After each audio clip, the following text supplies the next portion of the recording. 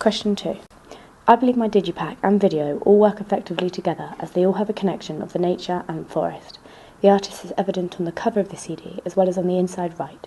He is also seen on the magazine advert. This makes a connection between him and the song being sung.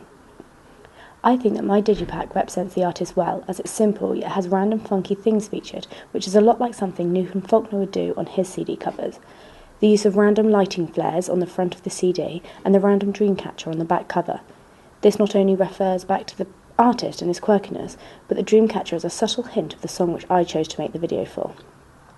I also felt that due to Newton Faulkner's strong connection with his fans, it is likely he would have a section dedicated to them, thanking them for all their support throughout his music career.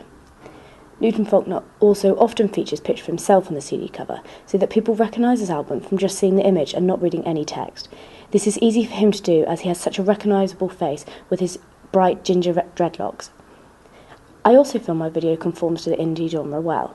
It has lots of indie genre characteristics present. For example, the location. Most indie artists have a low budget for their video as they tend to want the target audience to focus more on their voice rather than the video. The location is also easily accessible and a place that can create a lot of mysteries. Ben Howard's Only Love is an example of another indie video which does this and uses the forest for its location. Most indie videos also have editing in their videos to emphasise the genre, having lots of exciting editings to make the video flow better. I have done this with the use of backwards clips being the connector between the performance aspects of my video.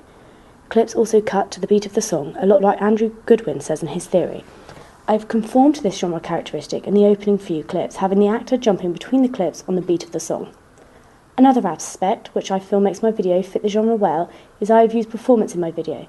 This is common of the indie genre, as the artists tend to want to show their real love for doing what they do and focus on the artist's talent rather than funky editing. I have also used lots of close-up shots of the artist, which is another thing evident in a lot of indie music videos. For example, Birdie's song Shelter, there are constant close-ups of her showing her emotion. In my opinion, I feel this package as a whole is something you could find in the real world. Location shots are often used on CD cases, somewhere as well as on the front cover, having images of the artists. Often the artists aren't ever looking that happy in the image to illustrate the emotion that the song's usually having them. I also got added extras on there to make it feel more real. For example, I've put a barcode on there to enable it to be sold in stores, and also adding his website to the back cover of the CD. I've done this because these days we are so reliant on the internet, that is where people are most likely to see him. Arctic Monkeys, for example, also have an image of the band in black and white in the front cover, where they are all looking very serious. As does Noah and the Whales album, The First Day of Spring. The band are all showing emotion, and the forest location is also evident in this cover.